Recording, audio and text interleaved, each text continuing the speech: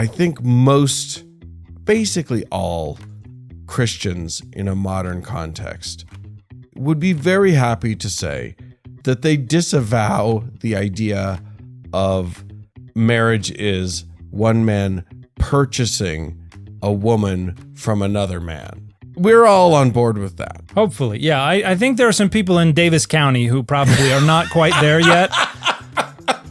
Okay, fair enough.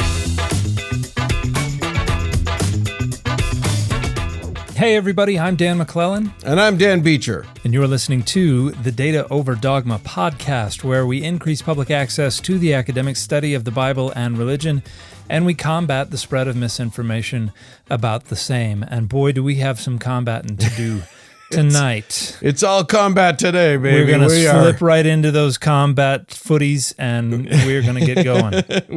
We're warriors today. Happy Pride month, Dan. Happy Pride Month, Dan. Right back at you. And that is what this week's episode is all about. We're going thematic this week, and this is how we know that it's springtime, because Pride comes before the fall. No, wait. Anyway, what we're going to be talking about in the first segment is actually the word pride. We're going to be taking issue with the sin of pride. And then in the second segment for our chapter and verse, we're going to be looking at some passages that have maybe been used in some not very nice ways against some very nice people. And yes, perhaps they've been used in particularly prideful ways. Ooh. If one may be so bold. Ooh, very. Ooh. Yes. We're going to get them, hoist them on their own petard, if you will. Whatever that means, yes. Whatever that ends up meaning. Yes. Petard, I think, was a bomb, wasn't it? Yeah. And so to be hoisted by one's own is to accidentally blow oneself up. Yeah. So, So we're going to blow them up on their own bombs. Yes. So first, though, let's take issue. And we're going to start with the issue we're going to take is about pride. But our launching point is a lovely tweet. I'm not going to call it a tweet. Maybe I will. Here's what I've decided. And I'm just going to put this out into the world. I want all of you to take this on. Dan, you and I were just talking about X and how when Elon first got Twitter and changed the name to X, I was like, I'm never going to call it that. I'm always going to call it Twitter because that'll show him or something. And then I realized that, he's changed it so much that it really is a very different place. So now I refer to the old thing as Twitter, and a new abomination that welcomes Nazis and has a hate bot running around. And I call that X. I think that is a perfectly fine appellation for the dumpster fire that it has become. So, but my theory is that the word tweet can now be used on any social media platform.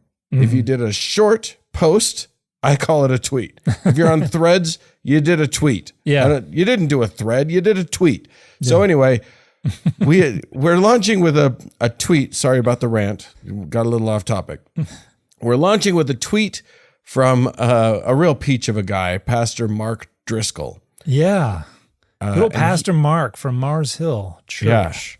Yeah. He's a grump of a fella. Yeah. And I'm not a fan.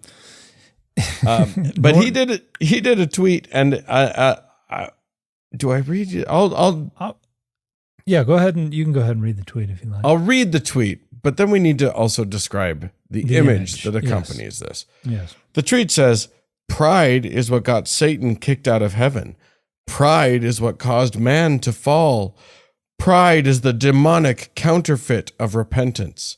Humble yourselves under the mighty hand of God." And okay, like if that were what he posted and it were, I don't know, let's say February, I would be mostly okay with that. But there's this enormous dog whistle in that, and he the accompanying image. Do you want to just describe the image? So it's mainly colors ranging from dark brown to orange to yellow.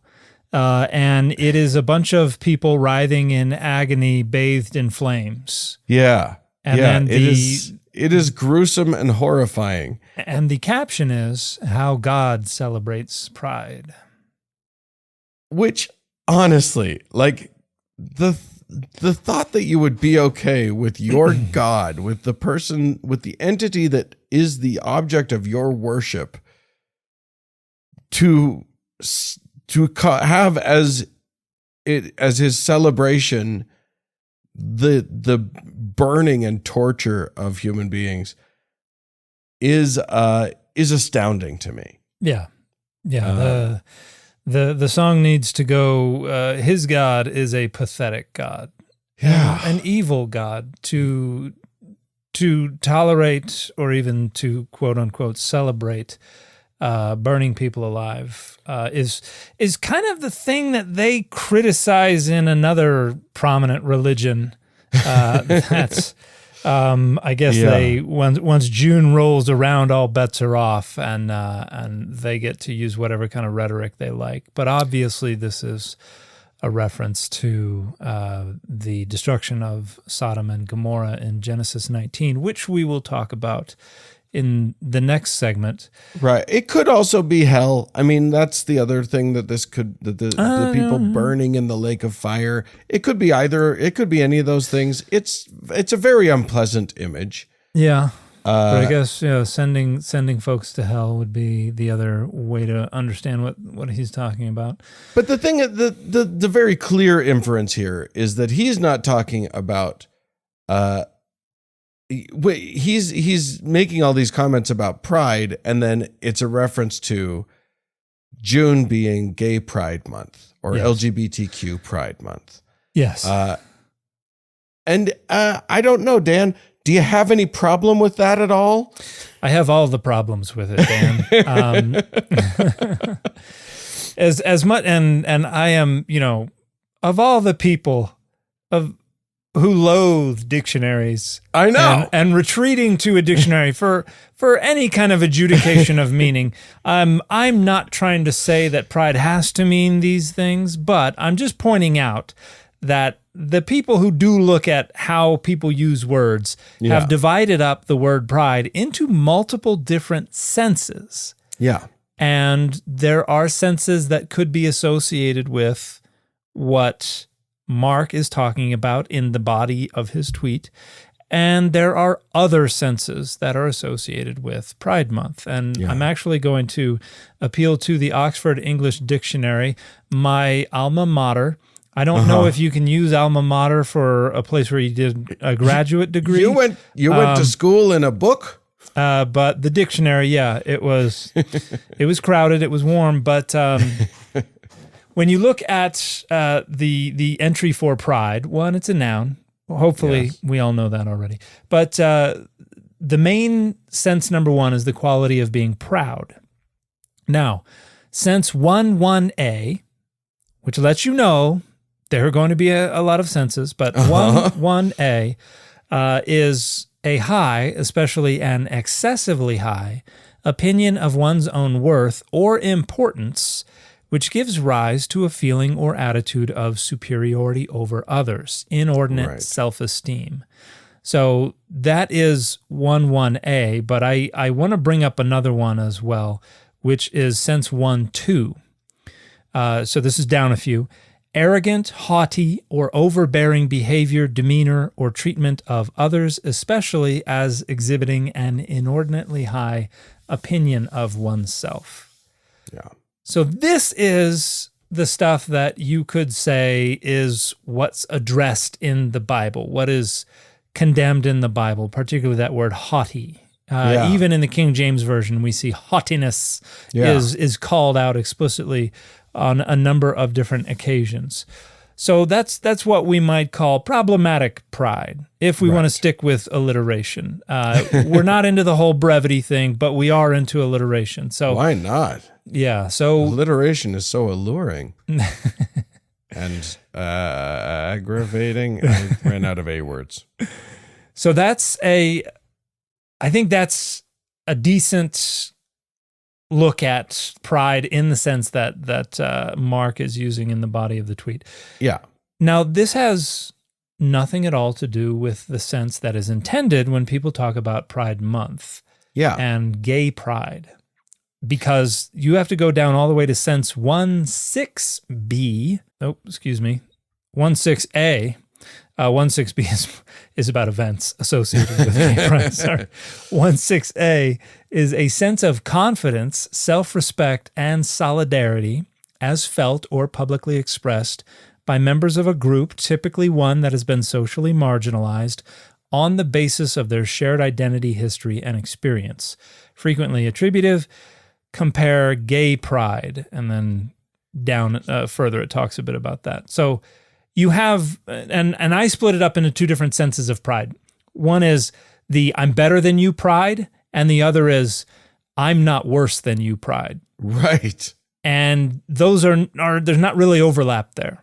Or even like, when I think of the pride of Gay Pride Month or, the Pride Parade or whatever, I don't even think it's pride as a, me compared to you moment. I think it's pride as in we are proud of ourselves for having made it through this. Mm-hmm. We're proud of ourselves for being able to be out and proud in a society that doesn't want us to be. Like it doesn't seem to me to be a declaration of I'm as good as you. It's just we're holding to each other in this moment, and we're raising ourselves up because everyone else is trying to push us down. Yeah. And that's a very different meaning. And this is one of the problems, right? Like this is something that happens a lot where people like Driscoll like to take this jujitsu approach to language where they get to use the word in their way and in the other way and conflate the ways. And it happens so much. And, I see so many of, I was just telling you about a post that I saw where the Utah Mammoth, that's the new Utah hockey team. Yeah. NHL. They posted, and the post was just a simple one. It was just their logo done in rainbow. Mm-hmm. They didn't even, did they even say Happy Pride? Yeah, they said just say Happy Pride, #tusks up, because that's their new thing. And 2.7 thousand comments later, the comment section just went haywire in all the ways that I suppose are predictable. But another thing that that's so funny to me is how many people I think belligerently and willfully want to misunderstand what pride is, what it's about, what it's for, what's being celebrated. So many people saying, why are we making this about sex? And it's like, you're making it about sex. Right. What are you talking about? This has nothing to do with sex. It has to do with a group of people, you know what I mean? And their struggles and their triumphs. Yeah. But you're the one making it about sex. I just think, I think that's what's funny is just willful refusal to any attempt at understanding. Yeah, I think because understanding means engaging the concerns on the terms of the people making them, thinking about systemic power asymmetries, thinking about how members of the LGBTQIA plus community have been mistreated by society at large for generations. And, if you do that, you give away so much ground in the culture wars that so many people are trying to keep alive. Right. Like somebody, I saw another tweet or an Xing, I don't know what they call them, but it was, back in the 50s, you could be jailed in every state in the nation or something like that for this, and somebody's like, we need to bring back that old-timey law. And Right. that's an awful thing to cheer for. And if you actually have to address the reality head on, you kind of have to acknowledge that is an awful thing to cheer for. Right.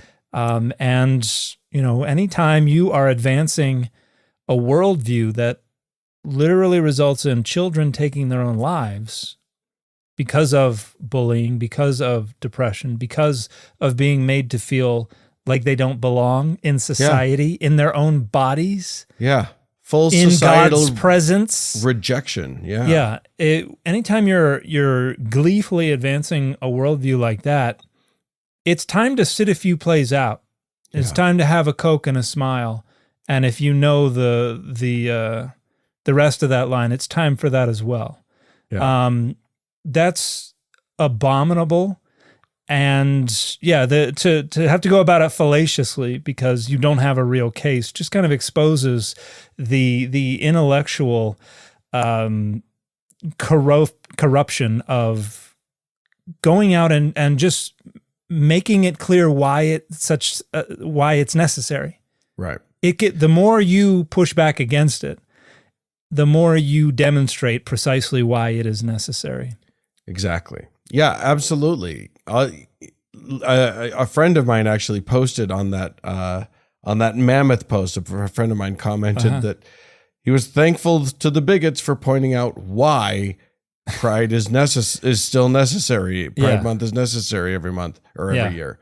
As if you can be in public and say, "Hey, look at me, I belong," and you get people telling you deserve to die and that God's going to punish you in hell just for imagining that you belong, right? You're just making it more and more necessary.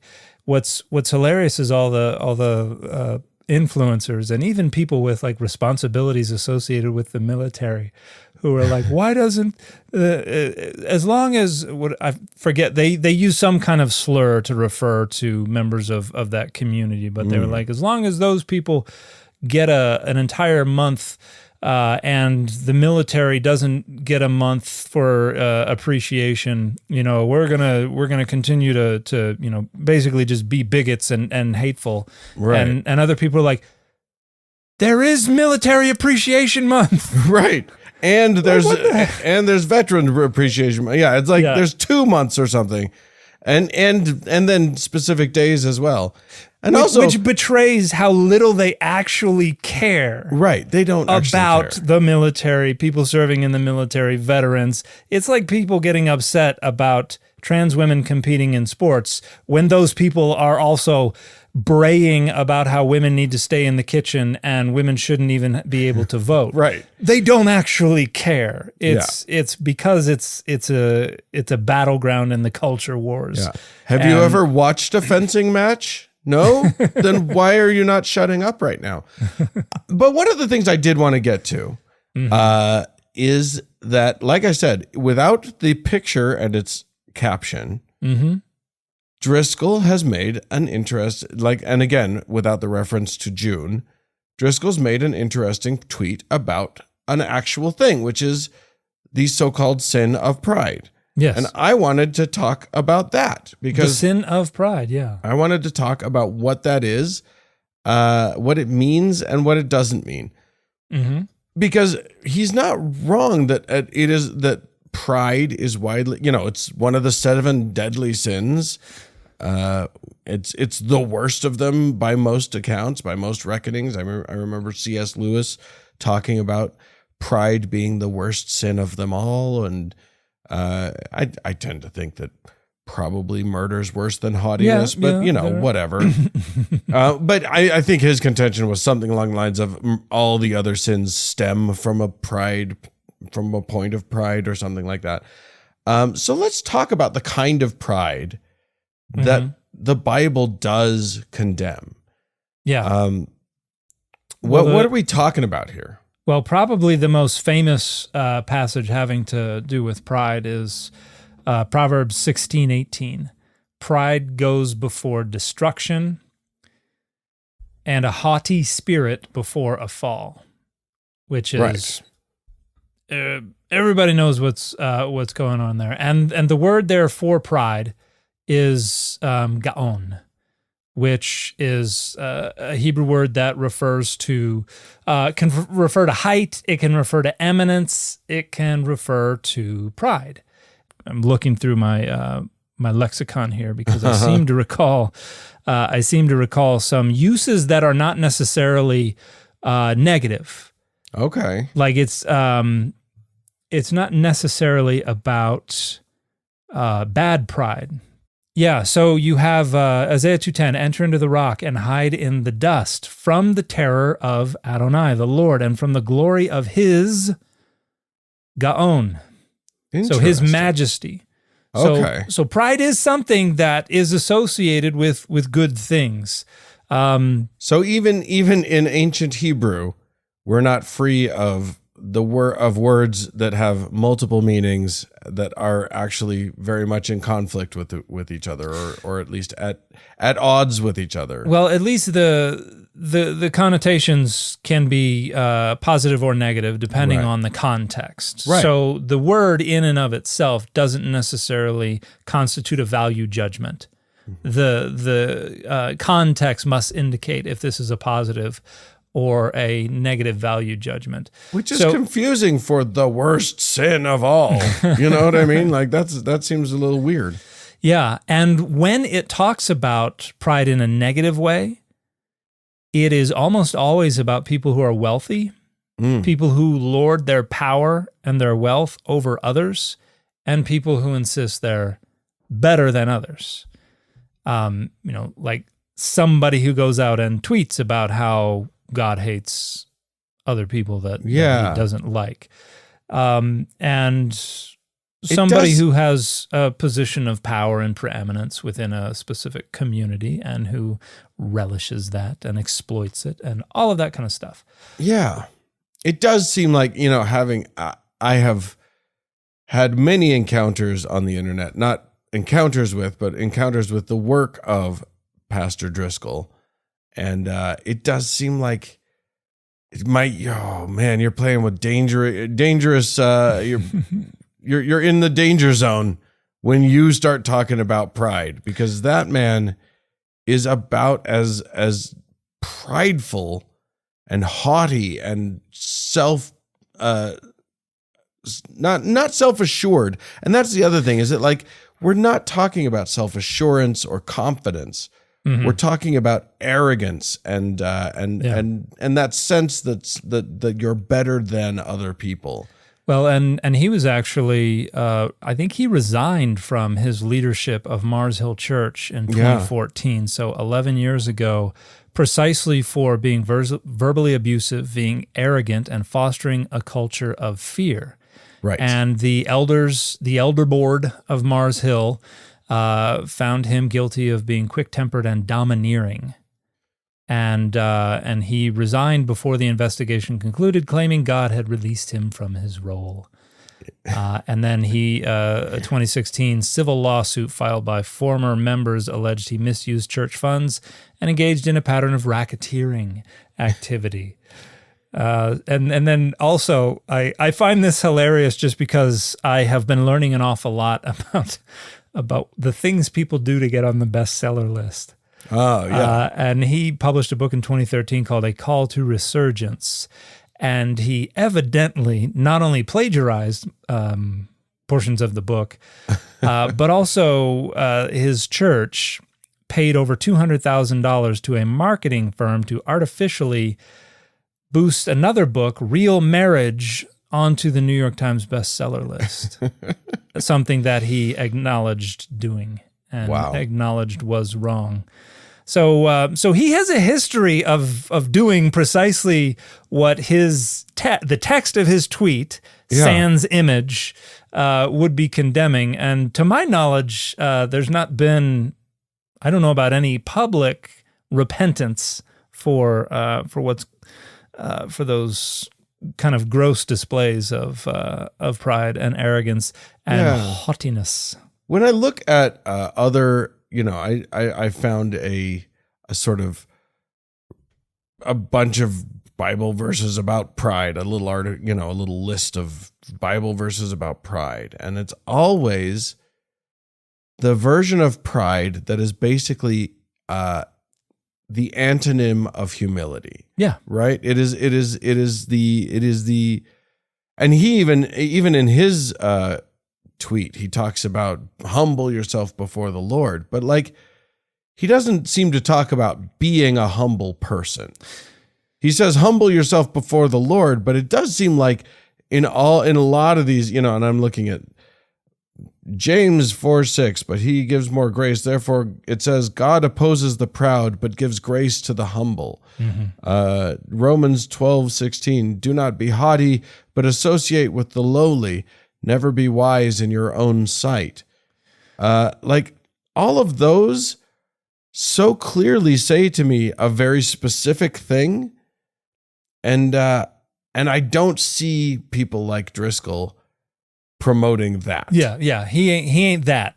And we talked about Jordan Peterson's attempt to try to spin "Blessed are the meek." Right, that's into right. Blessed are the absolute unit monsters who just sheathe their swords and practice discipline with these hands that are registered deadly weapons. But that's what it means to be meek. But I won't, and that means Jesus loves me. Because I'm better than you. Because I'm better than you. Right. which sounds an awful lot like what Driscoll does. He, in 2024, at the Stronger Men's Conference in Springfield, Missouri, he was removed from the stage after publicly criticizing a sword-swallowing performance by Alex Magala, a former stripper. He criticized it as demonic and akin to a strip show with a Jezebel spirit. Uh-huh. And they yanked him off the stage. I remember that one. And then he later posted on Twitter about live streaming to discuss the Jezebel spirit, to which he was exposed at the Stronger Men's Conference. It sounds like he's also currently being accused of structuring a church he started in Scottsdale, Arizona, to avoid oversight, where everything ran through him, and he started doing 24/7 surveillance of members of the church, particularly one family who was shunned after their son kissed Driscoll's daughter. Oh, wow. Okay. I mean, he's a peach. I mean, I think we can all agree that he's just a sweet kid. But definitely a model of humility, and definitely the okay, that word didn't come out right. The antithesis, or as I used to say when I was younger, antithesis of a prideful person. Yeah, it's so interesting to see how they want to twist that word. And this is part of the problem of all biblical interpretation. It's part of the problem of just language use in general, is that, the using of a specific word that has multiple meanings is always a bit of a landmine, a minefield. Yeah. But when you're purposefully obfuscating, when you're purposefully pulling a switcho chango, I don't think it says anything good about you. No, it kind of reminds me of claiming, just arbitrarily claiming, I don't own all of the houses that I own. God owns them. I'm just the humble steward. We're running a greatest hits here of guys we dislike. Dave Ramsey. All right. It's exploiting the ambiguities of language, right? And just the making claims that are laughably false, just for the rhetorical value, and it's pretty shameful. It's unbecoming of someone who claims to be a follower of the Prince of Peace, and the one who said, "Blessed are the meek." This is and a representative thereof as well. Yeah. Yeah. And it's really just a representative of toxic masculinity, right-wing authoritarianism, social dominance orientation, and basically just a naked thirst for power and influence and money, which is exactly what pride is. Yeah, there you go. And I'm just going to flag that if your church leader delights in the idea of literally anybody writhing in pain, engulfed in flames, maybe see that as a bit of a red flag. Yeah. All right. Well, let us then move on. We're gonna stick with the jerks as we move on to our chapter and verse. And for our chapter and verse, it's actually just verses and verses, various verses, verses. I tried to make the middle one VERSUS. We're gonna pit verses against verses. Right, All exactly. Right. Yeah. Anyway, so let's talk a bit. We did a show a couple years ago about sort of does the Bible actually condemn homosexuality? And just a quick recap. You can go back and listen to it or watch it if you want to, but the quick recap is no. They didn't even know what homosexuality was. If we're talking about homosexuality as a reference to sexual orientation, which is what the overwhelming majority of the usage is directly pointing at, and again, as much as I hate dictionaries, you can look in the OED and you can look in pretty much any dictionary. That will be the first entry in there. Right. So yeah, it doesn't have anything to say about homosexuality in that sense.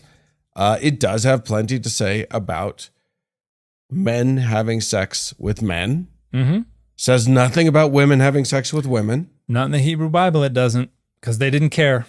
They didn't care because, and one of the things that we learn and over and over again is that like women don't count.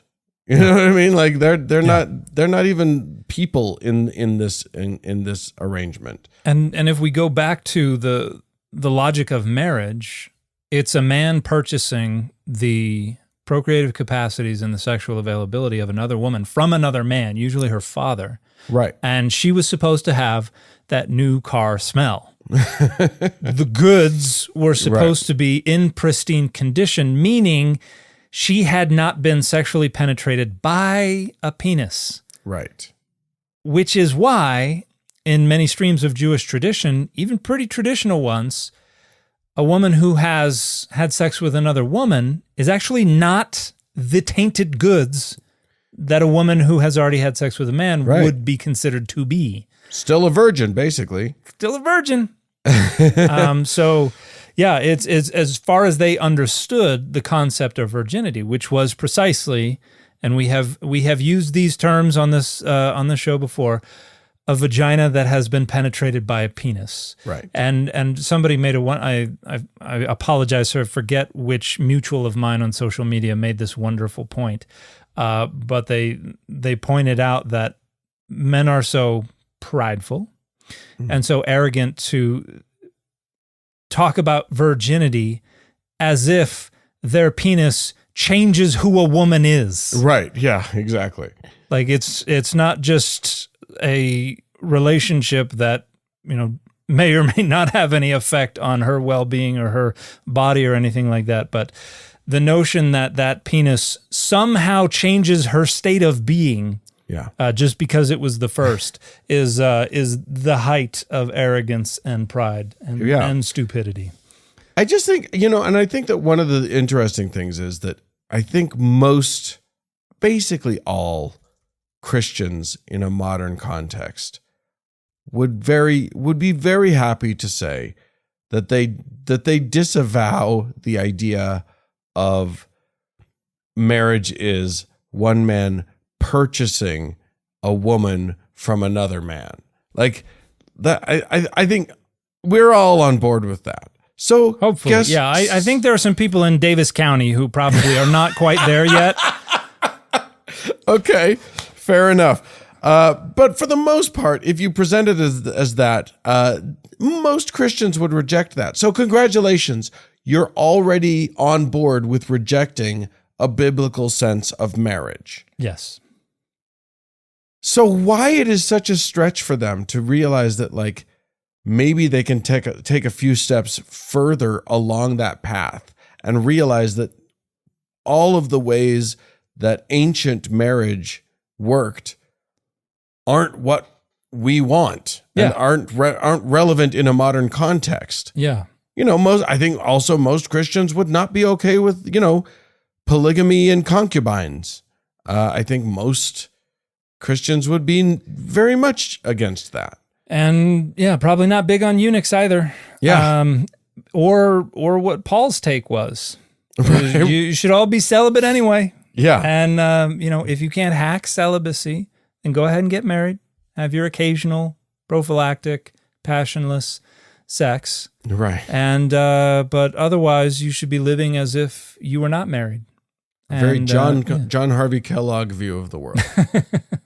Yeah. And which this fits with kind of the Greco-Roman Jewish notion, particularly among the intelligentsia, the people who are more informed about Greek philosophy, where sexual desire was one of the baser urges of the flesh, where there are some texts where it's like, not only can you not have sex with your wife during menstruation, but once she's past menopause, it's over.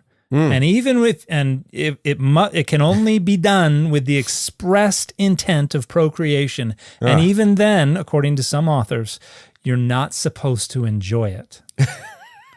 So there are some who are like, postmenopausal, we're not gonna get hung up on that. Right. And you can enjoy it, but only if it is with the express intent of procreation. And that's the world into which Paul shows up and goes, boy, have I got a new approach for you guys. The world's about to end. So nobody change their life circumstances unless you can't hack celibacy, because the last thing we want is for you to engage in any sexual immoral activity because your urges got too pent up. Too urgy. Yeah. They got too urgent. So, but when we're talking about the passages that people retreat to when they need to demonize folks who just have a different sexual orientation. Yeah. When I first saw Mark's post, my initial idea was Sodom and Gomorrah. The more I look at it, the more I think it's probably intended to be hell. Right. Which is a related but a separate use of that imagery. But Sodom and Gomorrah is brought up an awful lot, and I have seen multiple appeals to Sodom and Gomorrah since yesterday, which is in our timeline, June 1st. Well, we're pushing it so that this week, so that this show comes out at the early in the month. So yeah. But so we've addressed this before on the podcast. It is the official position of the Data Over Dogma podcast that the story of the destruction of Sodom and Gomorrah in Genesis 19 is not a story or a lesson about the evils of homosexuality. Right. It is not even about gay people. It is about the use of the threat of sexual assault against other men as a manifestation of gross inhospitality. And there are a bunch of ways to demonstrate this. Yeah. And including one that somebody pointed out earlier in a video that was on TikTok. And there's another Bible scholar, Kevin Carnahan. Do you recognize that name? No. He's another PhD who's does wonderful work. But he was responding to this video, and something that somebody was pointing out is that they don't think Genesis 19, the main sin, is the attempt to sexually assault angels, because God was going to destroy the city before the angels ever showed up. And True. you have in chapter 18 reference to, or is it chapter 18 or is it early in chapter 19? You have a reference to cries coming up to God's ears. I've got to look for it. But there are cries that are coming up to God's ears, and this is before the angels show up. And so the idea is, well, obviously it wasn't just about the men of Sodom threatening the angels with sexual assault. However, it raises another question. If Sodom is so evil, and their main sin is a homosexual orientation, being attracted to other men and wanting to have sex with other men, where are the cries coming from? Right. It's not the women, because absolutely nothing in this story says a word about the women of Sodom and Gomorrah being spared. And they are not even really, and here's the bizarre part, they're not even really considered people. No. Because when God says, go ahead. Well, I was going to say the story of Lot and his, and how he allays the mob is by just chucking his daughters out to them. Or offering to, yeah. He like, you can't dehumanize a person more than to be like, no, you can't mob and rape my new guests, my house guests. Have these two daughters that I don't really care about. Yeah, they're virgins. Yeah. So it seems very much like that. Yeah. The opposite. That's the opposite of honoring their personhood. Yes. And the same thing happens in the parallel story in Judges 19. Right. Where we have the owner of the house says, no, I got a daughter. And the Levite says, and I got my concubine. And the concubine is the one who ends up getting shoved out into the crowd. Right. And then is sexually abused, ultimately to her death. Ostensibly, the story doesn't make clear precisely when or how she died, but she was at death's doorstep, lying at the other person's doorstep. Yeah. And the reason there's a difference between these two stories is because in Genesis, those two daughters are needed for later in the story, because they are going to become the ancestors of the Moabites and I believe the Ammonites. Right. They have to be there. They have to survive in order to sire these two ethnic lines incestually with Lot. Yeah. And so some people will point to the fact that, the men refused the women, which shows they weren't attracted to women, which is entirely misguided. Yeah. Because and they even, the men of Sodom even say, we are going to treat, because they're offended by this, and they say, we're going to treat you worse than we're going to treat the other two, which is suggestive of a lack of consent. Right. So this is primarily about sexual assault, and the only reason that the women do not end up getting sexually assaulted is because the author needs them for later in the story. In Judges 19, she is not spared. They do sexually assault her, which shows it is about power. It is about shaming. It is about asserting dominance. It's about violence. It's about violence. It's not about sexual attraction. Well, and the other thing, and I only realized this today as I was thinking about this for the show, but one of the funny things to me about, sort of hearkening to Sodom as your point of reference for why homosexuality is bad, no homosexuality happens in that story. Yeah. It doesn't occur. Like there's a threat of it, but like it doesn't actually happen. And just threatening something is not really grounds for punishment. Like the logic of their legislative system, the logic of their jurisprudence would not have considered that a crime. Right. And yet the cities are destroyed. And you're right. Yeah. Like the cities were set to be destroyed before all of that happened. So yes, we have Genesis 18:20 and 21. Then Adonai said, how great is the outcry against Sodom and Gomorrah, and how very grave their sin. I must go down and see whether they have done altogether according to the outcry that has come to me, and if not, I will know. And when we look at Ezekiel, we have a description of Sodom's sin as pride, an abundance of bread, prosperous ease, and she did not strengthen the hand of the needy.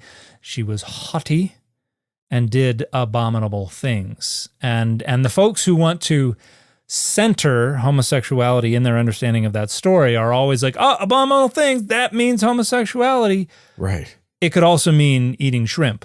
Right. It's the last thing that's listed, and it's not very specific.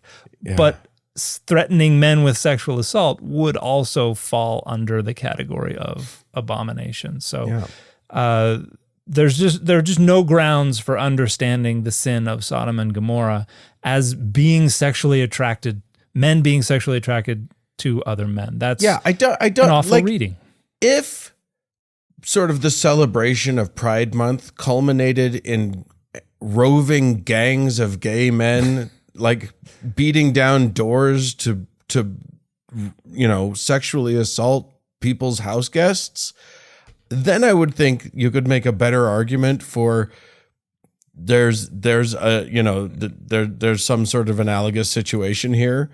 But what people seem to be protesting against is like couple people just trying to live their lives in literally exactly the same way you live your life. Yeah. Why are you so mad about that? Literally what they want to do is be boring people just like you in the suburbs, raising kids, whatever, like just going to work and going back home again. What are you mad about? Yeah. And I love the Sesame Street, the creators of Bert and Ernie were like, yeah, they're a gay couple. And somebody posted a photo, a still from Sesame Street where Bert and Ernie are just sitting in a living room in their lazy boys on opposite ends of the room from each other, quietly reading in the evening. And it was like, this is all they want. Why would you be mad at this? And then Sesame Street yesterday, I believe, posted an image showing a bunch of furry Muppet arms outreached and grasping each other, and the colors make the rainbow. And oh my gosh, the people who were like, keep all the sexualization out of this. It's like, they're not bringing up anything related to sexualization. Show me on the doll where you see sexualization happening. Yeah. I do want to mention that like there are a lot of passages that people cite as being sort of against homosexuality. And then they use and there are certain translations of the Bible that inflate this further. The New Living Translation, for example, has Leviticus 18:22 and Leviticus 20:13 say, "Do not practice homosexuality, having sex with another man as with a woman. It is a detestable sin." I don't think that's how. I feel like that. I've seen other versions of that particular thing, and I don't remember it saying "do not practice homosexuality." And that word's not in there. That's not a word in biblical Hebrew. And here's another consideration of this. Leviticus 18 and 20. Many scholars, many Pentateuchal scholars will suggest that Leviticus is actually in coming up with all of these, with its legislation, it's actually following the narrative of Genesis. And so it would be coming up to Genesis 19 when it lists these sexual sins. Okay. And so if Genesis 19 is really about threatening other men with sexual assault, then Leviticus's take on this would be a take on threatening men with sexual assault. It would be a kind of non-consensual relationship that is being reflected here. And this is Leviticus 18 and 20 is H, the Holiness Code, which is post-exilic. It's relatively late. This is a time period when sexual ethics are undergoing a transition as they're being used to more clearly delineate the Judahite ethnic identity from the nations that are around them and now are much closer to them. And so this is where we have concerns for intermarriage with others. This is where the idol polemic comes into play. So the sexual ethic is now suddenly a lot more concerned about purity, ethnic purity, as well as the purity of the land. Because what happens in Leviticus 18 and Leviticus 20, if you do any of these sexual sins, it generates a metaphysical contamination that will get out on the land and pollute the land, and the land can only tolerate so much before it must vomit you out. So this is about a ritual purity of the land. And the idea is that whatever is being discussed in Leviticus 18:20 is going to generate that metaphysical impurity. And so, yeah, practicing homosexuality is not in view. Right. Just that's a mistranslation, pure and simple. And even if you just look at the language of the text, it talks about it probably is prohibiting a man from taking the insertive role in an act of male same-sex intercourse. In other words, it's only prohibiting one of the actors in that act, because it probably understands the other actor to not be consenting. Right. Or it probably does not account for the notion that anyone would seek out the receptive role. And people will say, well, if you go to Leviticus 20, both of them are condemned to death. And that is because in all of these inappropriate sexual acts, both parties are condemned to death, whether consent is presupposed or not.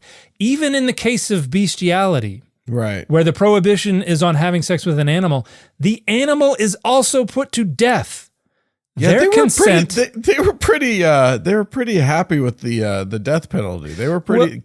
Yeah, capital punishment was like their favorite. Whoever wrote Leviticus. Yeah, and these were not people who had authority over anyone's life and death, and these laws were probably never actually enforced. But the fact that the animal is put to death is a clear indication that the idea is that this contamination is only purged through the death of both parties, right, without respect to consent or agency. And so, yeah, it's a lot more complex than people want to understand. It's simply not. It does not have an understanding of a homosexual orientation. And I want to push a little bit on something. Because, I only learned just now when you said it that this idea that Leviticus might be following Genesis in its narrative, and that this was a reference to that. And if Leviticus 18 and 20 are a reference to the Sodom thing, you said you assumed that the author of Leviticus understood the Genesis, understood the story of Sodom and Gomorrah in the way that we are understanding it now. Yes. But I wonder if they could have had an alternate, if whoever wrote this may have understood it differently and may have understood it as the crime was the sex with a man as with a woman. I don't actually care.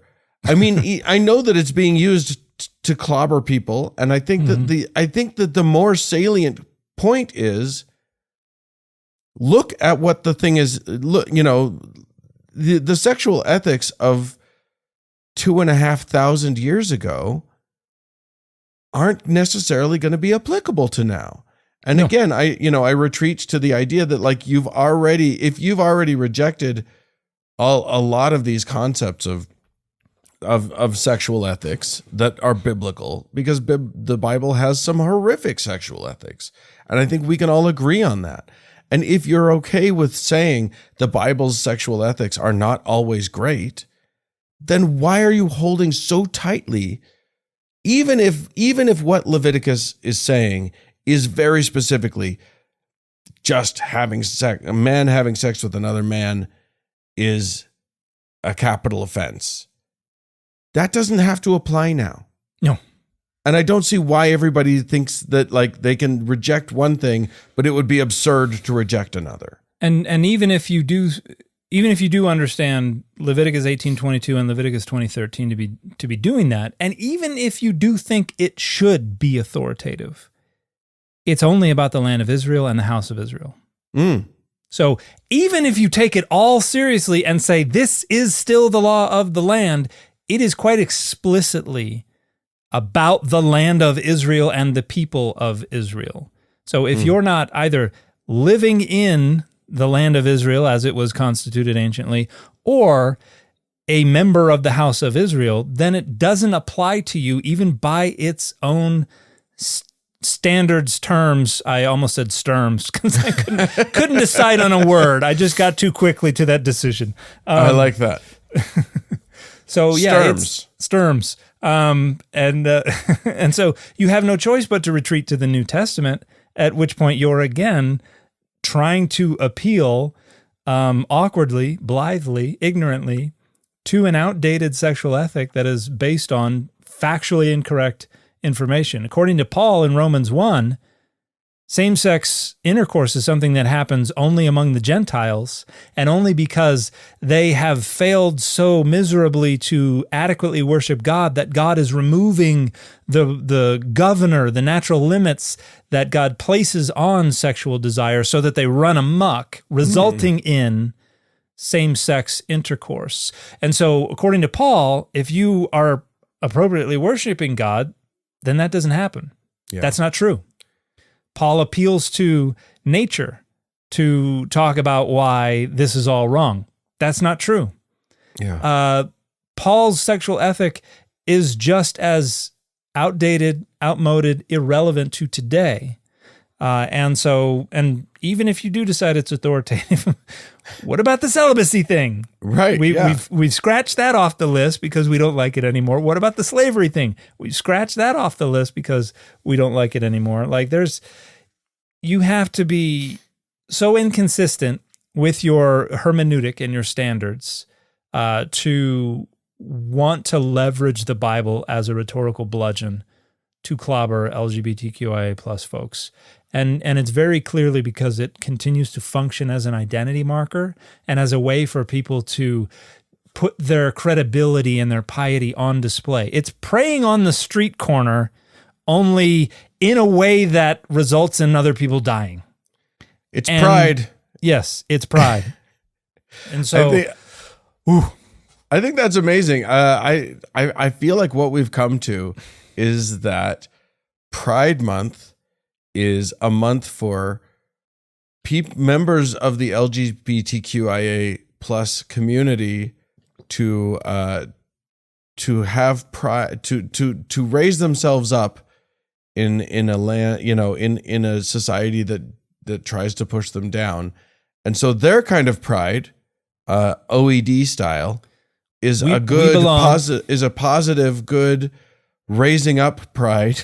Yeah. And Pride Month for people like Mark Driscoll are the times when they exhibit the most sinful kind of pride and just really hit it as hard as they possibly can. Yeah.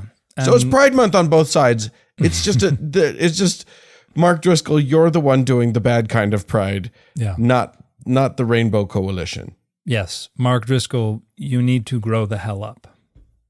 Boom. All right. Well, friends, thank you so much for listening to the show today. If you would like to become a part of helping to make the show go, and in so doing, get early access to an ad-free version of every episode, as well as potentially get the after party, which is weekly bonus content that Dan and I do every single week, you can head on over to patreon.com/dataoverdogma. We really appreciate it when you do that. It's amazing. Thank you so much to all of our patrons.